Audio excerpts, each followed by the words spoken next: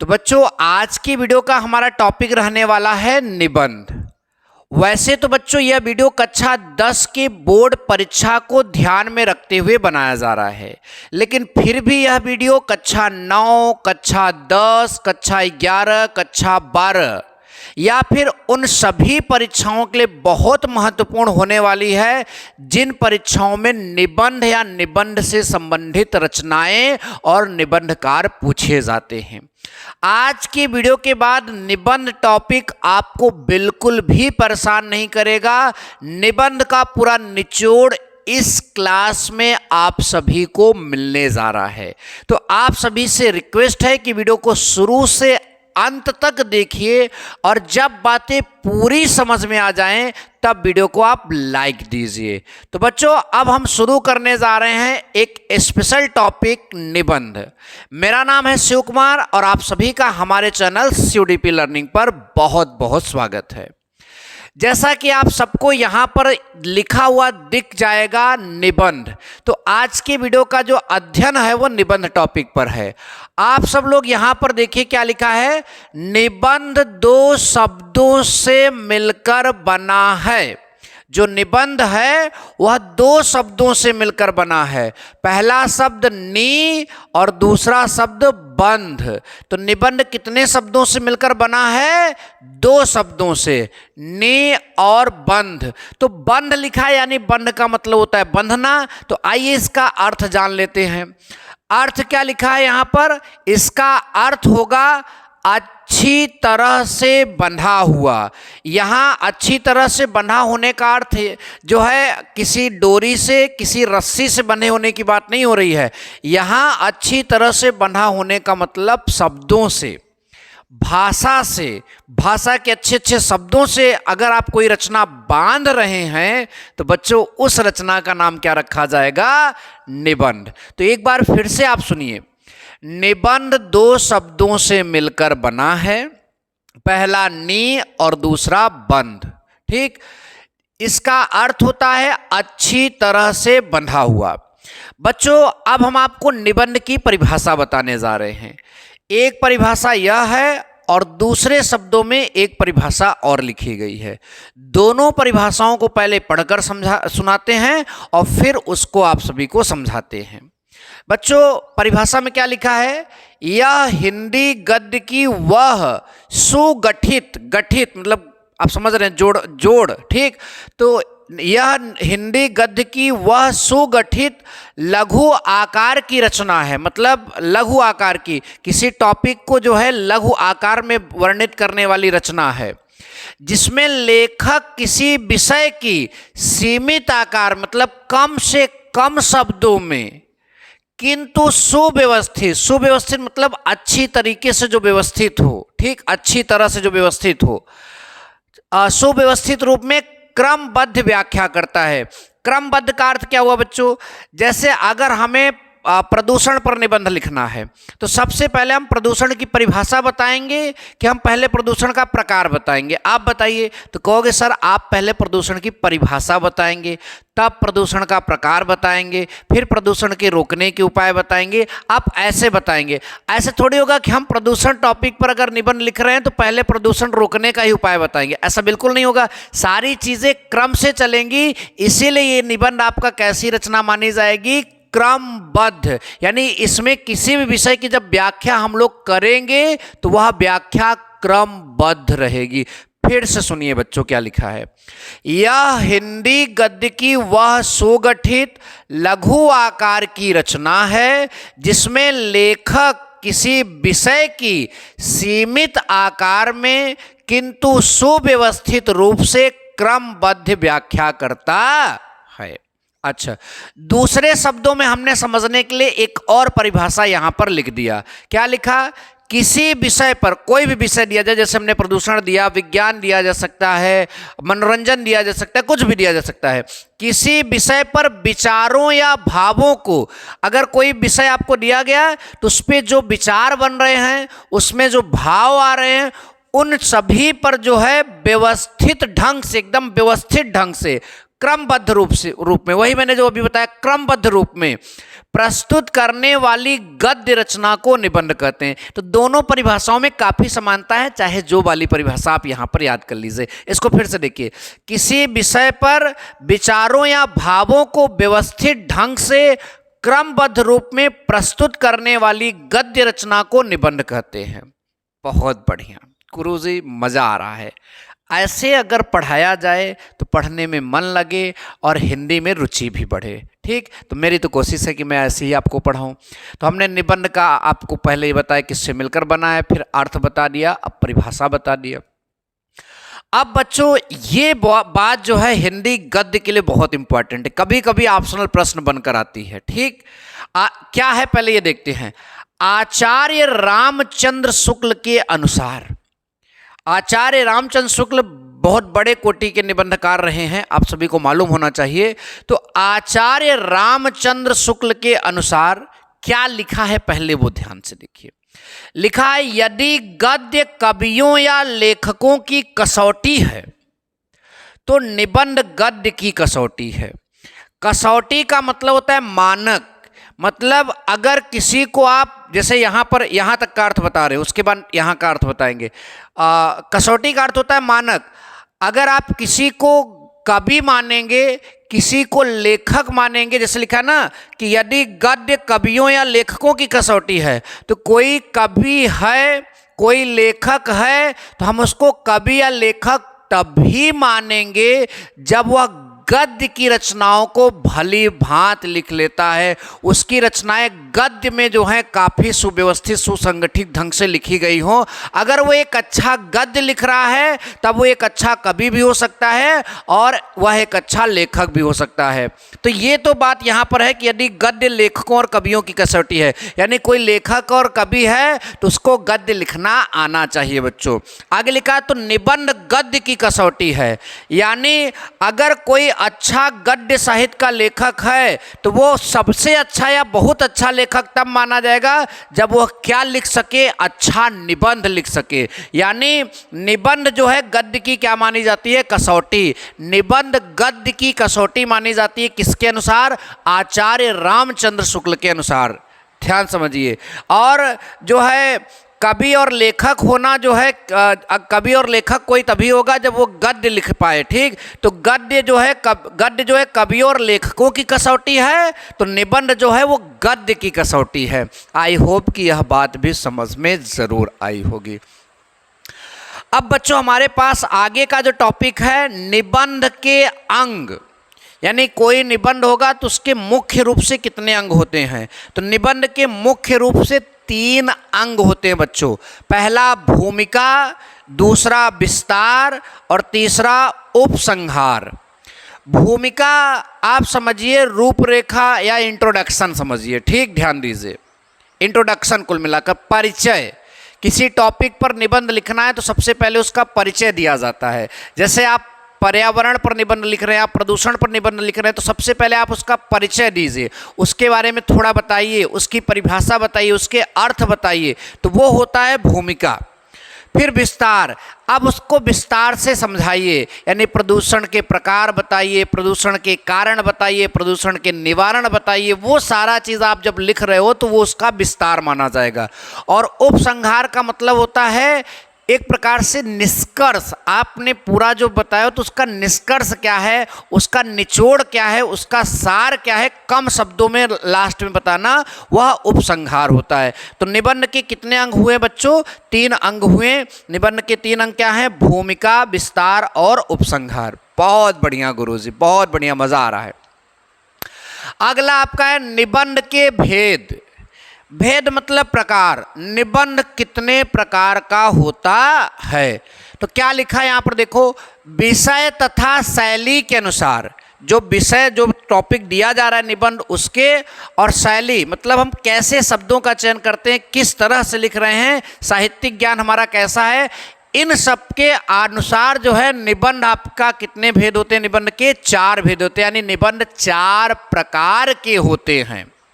पहला विचारात्मक निबंध, दूसरा भावात्मक निबंध, तीसरा वर्णनात्मक निबंध, चौथा विवरणात्मक निबंध। तो कितने प्रकार के निबंध हुए बच्चों? 4 प्रकार के। पहला विचारात्मक निबंध, दूसरा भावात्मक निबंध, तीसरा वर्णनात्मक निबंध, चौथा विवरणात्मक निबंध। अच्छा, बहुत बढ़िया, यहाँ तक बातें समझ में आई। अब विचारात्मक निबंध क्या है? विचारात्मक निबंध किसे कहते हैं? तो ध्यान से देखो लिखा क्या है। इस प्रकार के निबंधों में, मतलब जो विचारात्मक प्रकार का निबंध है, इस प्रकार के निबंधों में विचारों की प्रधानता होती है। यानी उसी टॉपिक पर निबंध अगर 2 या 2 से अधिक लोगों को दिया जाए तो कुछ ना कुछ उसमें अंतर देखने को मिलेगा, क्योंकि उसी टॉपिक पर एक व्यक्ति का विचार अलग है तो दूसरे व्यक्ति का विचार अलग है। वह अपने विचार के अनुसार उसको लिखेगा। तो क्या लिखा है? इस प्रकार के निबंधों में विचारों की प्रधानता होती है। विचार या चिंतन की प्रधानता, मतलब विचार करेगा कोई, चिंतन करेगा, मनन करेगा, तभी तो लिखेगा। इसकी मतलब इसमें विचार या चिंतन की प्रधानता होने के कारण इन्हें हम कौन सा निबंध बोलते हैं? विचारात्मक निबंध बोलते हैं। बहुत बढ़िया। उदाहरण 1-2 ठो मिल जाता तो बहुत मजा आ जाता है। तो देखो बच्चों, यहाँ पर अहिंसा परमो धर्म, एक आपका टॉपिक है अहिंसा परमो धर्म, यानी अहिंसा परम धर्म होता है। तो अगर ये आपको लिखने के लिए दिया जाएगा तो आप अपने हिसाब से लिखेंगे, दूसरे विद्यार्थी को दिया जाएगा तो वह अपने हिसाब से लिखेगा। तो इसलिए जो है ये कैसा निबंध है? विचारात्मक निबंध है। समाचार पत्र, समाचार पत्र जो है वह भी कैसा निबंध है? विचारात्मक पत्र है। ठीक, निबंध है। समाचार पत्र अलग अलग लोग जो है अलग अलग ढंग से उसी घटना को छापेंगे, उसी मतलब कि जो सामाजिक घटना होती है, जो इस तरह की चीज़ें होती हैं, उन्हीं में तो हम मतलब कि ये वाला निबंध लिखते हैं। विज्ञान पर निबंध, अगर विज्ञान पर निबंध लिखना हो तो देखो, मैं बार बार बोल रहा हूँ कि वहाँ पर भी 2 अलग अलग विद्यार्थियों के अलग अलग तरीके, थोड़ा सा मतलब अंतर आएगा, लेकिन अंतर जरूर आएगा। तो इस तरह का निबंध आपका क्या बोला जाता है? विचारात्मक निबंध, जिसमें विचारों की प्रधानता होती है, उस निबंध को हम विचारात्मक निबंध कहते हैं। बहुत बढ़िया गुरुजी, यह बात भी समझ में आ गई।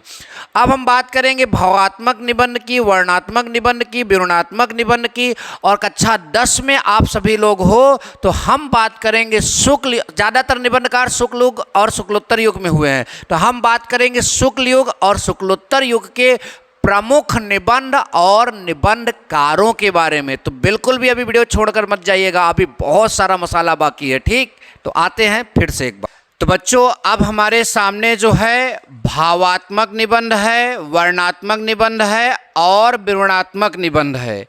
इसके बाद बच्चों हम बात करेंगे प्रमुख निबंधकारों की, और आपके कोर्स में शामिल है शुक्ल युग और शुक्लोत्तर युग। तो शुक्ल युग के जितने निबंधकार हैं हमने यहाँ पर लिख दिए हैं, और इसके बाद शुक्लोत्तर युग के भी निबंधकारों को हम यहाँ पर आपको दिखाएंगे, और उन्होंने जो प्रमुख निबंध लिखे हैं, जो आपके बोर्ड एग्जाम में बार बार पूछा गया है, उनके बारे में भी अब हम चर्चा करेंगे। तो चलिए एक एक करके पूरी बात समझ लेते हैं। हमारे सामने अभी हेडिंग जो दिख रही है उसमें क्या लिखा है? भावात्मक निबंध। क्या लिखा है? भावात्मक निबंध। सबसे पहले हम परिभाषा पढ़ेंगे, उसके बाद आपको समझाएंगे कि इसका मतलब क्या होता है। लिखा है, जो निबंध किसी विषय का भावपूर्ण चित्रण करता है उसे भावात्मक निबंध कहते हैं। अब बच्चों जैसे एक एग्जाम्पल देखिए, यहाँ लिखा है बसंतोत्सव, यानी बसंत उत्सव पर जब आप निबंध लिखेंगे तो आप हृदय से बातों को सोचेंगे, यानी वहाँ पर भावनाओं को डालेंगे। तो जहाँ पर भावनाओं की बात आएगी, जहाँ पर भाव की बात आएगी, उस तरह का जो भी निबंध होगा वो आप सभी का क्या बोला जाएगा? भावात्मक निबंध। तो पहला इसका उदाहरण होगा बसंतोत्सव, दूसरा चांदनी रात। अब चांदनी रात, जब आप चांदनी रात टॉपिक पर निबंध लिखेंगे तो जाहिर सी बात है आप अपने अंदर के भावनाओं को वहाँ पर जरूर शामिल करेंगे। ऐसे बुढ़ापा, जब आप बुढ़ापा टॉपिक पर निबंध लिखेंगे तो आपने जीवन में जितनी मतलब सुख दुख या उससे मतलब जुड़ी चीज़ों को देखा रहा होगा, उन सब पर जो है आप मतलब कि उनके बारे में लिखेंगे तो यहाँ भी भाव की बात आ जाती है। और जहाँ भाव की बात आ जाती है उस तरह का निबंध कैसा होता है, भावात्मक निबंध। तो आई होप कि आपको यह बात भी समझ में आ गया। बच्चों हमारे सामने अगला है वर्णनात्मक निबंध। तो क्या इसमें है, इसमें किसी स्थान, दृश्य या घटना आदि का वर्णन किया जाता है। यानी अगर आपने आप कोई बहुत मशहूर स्थान पर घूमने गए हो, वहाँ पर उसके अलावा कोई बहुत बढ़िया सा दृश्य देखा है, बहुत उसके पहले आपने कभी कुछ देखा ही नहीं था वैसा, उसके अलावा जो है कि कोई घटना आपके जीवन में ऐसा हो गया, तो अगर इन टॉपिक पर आप निबंध लिखते हैं और उस पूरे मतलब स्थान का वर्णन करते हैं, घटना का वर्णन करते हैं, दृश्य का वर्णन करते हैं, तो ऐसे निबंध क्या बोले जाते हैं, वर्णनात्मक निबंध बोले जाते हैं। इसमें उदाहरण ले लेते हैं मेले का दृश्य। तो मेले में आपने जो जो चीज़ें देखा, अगर आप पहली बार मेला घूमने गए हैं तो वहाँ पर सारी चीज़ों का जब आप वर्णन कर रहे हैं तो ये कैसा निबंध हो जाएगा, वर्णनात्मक निबंध। ऐसे देशाटन पर निबंध, यानी देश घूमने गए हैं, पर्यटन का शौक, यानी जब आप कहीं पर मतलब कि पिकनिक वगैरह पर जाते हैं तो वहाँ पर जो जो चीज़ें देखते हैं या फिर आपके वो जो शौक हैं उसके बारे में अगर आप लिखते हैं तो ये पूरा कैसा निबंध माना जाता है, वर्णनात्मक निबंध माना जाता है। अब बच्चों लास्ट में आता है विवरणात्मक निबंध। विवरणात्मक निबंध क्या है, लिखा है ऐसे निबंधों में केवल विवरण प्रस्तुत किया जाता है।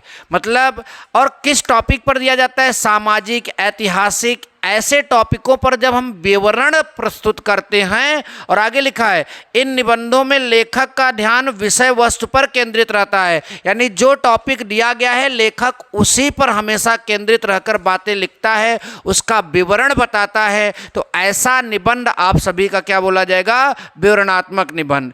विवरणात्मक निबंध और वर्णनात्मक निबंध में समानताएं होती हैं, इसलिए हमने इसका उदाहरण नहीं लिया।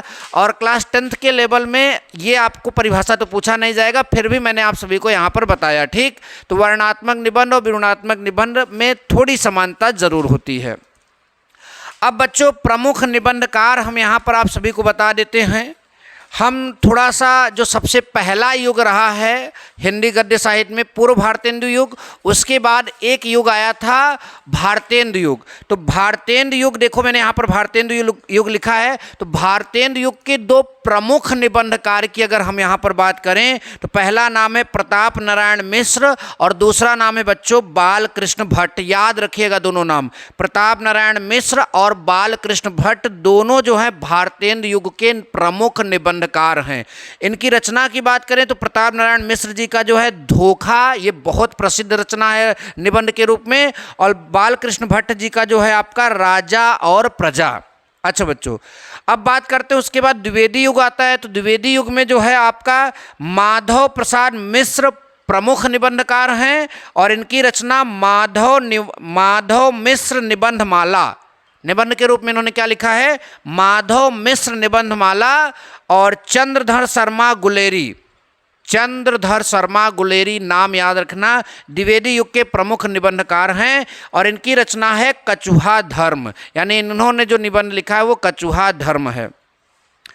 अब बच्चों हमारे पास यहाँ पर आ जाता है आपके कोर्स से रिलेटेड आपका क्या है, शुक्ल युग के प्रमुख निबंधकार। यानी आपके कोर्स में शुक्ल युग है तो मैंने शुक्ल युग के प्रमुख निबंधकारों को यहाँ पर लिख दिया है।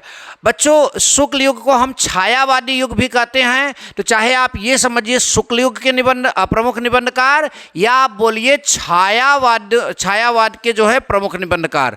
तो इसमें हमने यहाँ देखिए 9 मतलब नाम यहाँ पर शामिल किए हैं। इसके अलावा भी 1-2 नाम और हैं, पंत थे निराला थे, वियोगी हरि थे, तो उनके उतने इंपॉर्टेंट निबंध नहीं थे, इसलिए हमने उनको यहाँ पर नहीं लिखा। लेकिन ध्यान दीजिए वह भी प्रमुख निबंधकार हैं। किस युग के? शुक्ल युग के। पंत, निराला, वियोगी हरि। अब यहाँ पर हमारे पास जो प्रमुखता हैं, जिनके बारे में हमको बार बार प्रश्न किया गया है हमसे बोर्ड में, उनके बारे में पढ़ लेते हैं।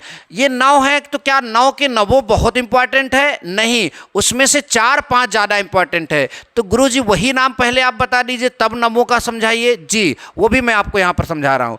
देखिए ये नाम आप याद रखिएगा, बाबू गुलाब राय। इनके निबंध बार बार पूछे गए हैं, कई तरह से प्रश्न पूछे जाते हैं। निम्न में बाबू गुलाब राय का निबंध है। उसके बाद जो है ठलुआ क्लब किनका निबंध है, ठलुआ क्लब किस विधा का निबंध है, ऐसे करके प्रश्न आपसे बोर्ड एग्जाम में पूछे जाएंगे। तो पहला जो हमारा इंपॉर्टेंट है बाबू गुलाब राय। बच्चों दूसरा यहाँ पर श्याम सुंदर दास का भी एक बहुत प्रसिद्ध निबंध आता है। इसके अलावा और भी हैं, लेकिन हमको बार बार यही दिखा तो हमने केवल एक ही शामिल किया। अगर आपको पुस्तक में और मिलता है तो पढ़ लीजिएगा। तो श्याम सुंदर दास, और सबसे बड़ा 2 नाम आचार्य रामचंद्र शुक्ल और हजारी प्रसाद द्विवेदी, ये याद रखिए। और फिर आप वासुदेव शरण अग्रवाल। ये 5 नाम बहुत बहुत इंपॉर्टेंट है। वैसे तो ये 9 हैं इंपॉर्टेंट, लेकिन उन 9 में से भी सबसे ज़्यादा इंपॉर्टेंट ये 5 नाम, बाबू गुलाब राय, श्याम सुंदर दास, और श्याम सुंदर दास से भी ज़्यादा इंपॉर्टेंट आचार्य रामचंद्र शुक्ल, हजारी प्रसाद द्विवेदी, और उसके बाद वासुदेव शरण अग्रवाल। 5वें नंबर पर आप श्याम सुंदर दास को रखिए। ठीक, तो बाबू गुलाब राय का जो मतलब निबंध है वह आपका ठलुआ का क्लब है, फिर निराशा क्यों, मेरी असफलताएं हैं, और इसके बाद इनका एक और है नर से नारायण। ये बाबू गुलाब राय के जो हैं प्रमुख निबंध हैं, याद रखिएगा बच्चों। ठीक, उसके बाद प्रेमचंद की जो है मैंने 2 निबंध आपके सामने रखे हैं। कुछ विचार, ये प्रेमचंद का प्रमुख निबंध है, और विविध प्रसंग। विविध प्रसंग जो है प्रेमचंद का प्रमुख निबंध है। श्याम सुंदर दास गद्य कुसुमावली बहुत इंपॉर्टेंट है। गद्य कुसुमावली जो है श्याम सुंदर दास का प्रमुख निबंध है। जयशंकर प्रसाद का जो प्रमुख निबंध है, बात करें तो काव्य कला। काव्य कला जो है जयशंकर प्रसाद का प्रमुख निबंध है। आचार्य रामचंद्र शुक्ल 3 निबंध बहुत इंपॉर्टेंट है।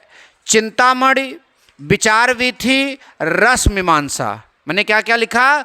चिंतामणि, विचार वीथी और रस मीमांसा आचार्य रामचंद्र शुक्ल जी का जो है प्रमुख निबंध है बच्चों। बात करते हैं हजारी प्रसाद द्विवेदी जी की, तो देखिए इनके बहुत सारे निबंध हैं और सब इम्पॉर्टेंट है। कल्पलता, कल्पलता आपका आएगा, विचार और वितर्क आएगा, उसके बाद कुटज आएगा, अशोक के फूल आएगा, आलोक पर्व। कल्पलता, विचार और वितर्क, और कुटज, अशोक के फूल, आलोक पर्व, ये सब हजारी प्रसाद द्विवेदी जी के जो हैं प्रमुख निबंध हैं।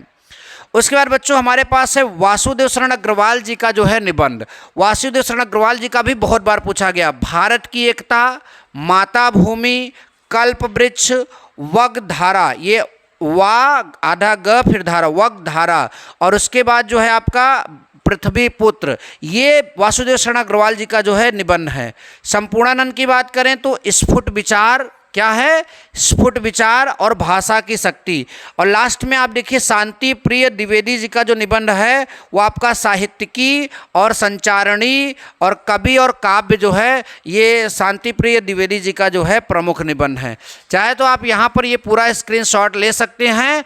अब इसके बाद जो बच रहा है आपका शुक्लोत्तर युग। अब हम शुक्लोत्तर युग के भी प्रमुख निबंधकार और उनकी रचनाओं को यहाँ समझाने जा रहे हैं, तो थोड़ा और इंतजार करिए और ऐसे पूरा नोट्स बना लीजिए, आपकी परीक्षा बेहतर जरूर जाएगी। तो आपके सामने एक और टॉपिक बचा है, शुक्लोत्तर युग के प्रमुख निबंधकार। आपको मालूम होगा कि शुक्ल युग को छायावाद युग कहते हैं, तो शुक्लोत्तर युग को हम क्या बोलेंगे? छायावादोत्तर युग। तो अगर कभी कभी शुक्लोत्तर युग ना बोले, छायावादोत्तर युग बोले, तब भी समझो वही है। तो इस युग के जो हैं इतने यहाँ पर 8 महत्वपूर्ण जो हैं निबंधकार आपके सामने हैं। आप बोलोगे कि सर ये ऊपर जो नाम लिखा है अभी हमने पीछे वाले मतलब युग में भी देखा था। तो देखिए एक्चुअल में हजारी प्रसाद द्विवेदी जो है वो शुक्लोत्तर युग के ही लेखक हैं, लेकिन उनकी कुछ रचनाएं जो हैं शुक्ल युग में भी मतलब प्रकाशित हुई थी, इसलिए वहाँ पर भी इनको दिखाया गया था। ठीक, लेकिन अगर युग की बात करें तो ये शुक्लोत्तर युग के ही लेखक हैं। तो यहाँ पर हमने इनकी रचना इसलिए नहीं लिखवाया क्योंकि अभी आपने इससे पहले लिख लिया है। अब बात करें इनमें सबसे ज़्यादा इम्पॉर्टेंट कौन है, तो याद रखिए डॉक्टर नगेंद्र, जैनेन्द्र कुमार, रामधारी सिंह दिनकर और कन्हैयालाल मिश्र प्रभाकर, ये बड़े नाम हैं। वैसे तो सारे नाम इम्पॉर्टेंट ही हैं, तो ये ध्यान दीजिए जो मैंने अभी बताई ये बहुत इम्पॉर्टेंट हैं। डॉक्टर नगेंद्र के जो निबंध हैं आस्था के चरण, विचार और अनुभूति, विचार और विवेचन, चेतना के बिंब, ये डॉक्टर नगेंद्र के निबंध हैं। रामविलास शर्मा जी के निबंध की बात करें तो प्रगति और परंपरा, प्रगतिशील साहित्य की समस्याएं। जैनेन्द्र कुमार के निबंध की बात करें तो जड़ की बात, मंथन, पूर्वोदय, सोच विचार, गांधी नीति। और भी हैं भाग्य और पुरुषार्थ, साहित्य का श्रेय और प्रेय। इसके बाद रामधारी सिंह दिनकर की बात कर लें तो अर्धनारीश्वर जो है ये इनका निबंध है। ध्यान दीजिए, हमारी सांस्कृतिक एकता, राष्ट्रभाषा और राष्ट्रीय साहित्य जो है रामधारी सिंह दिनकर का जो है निबंध है।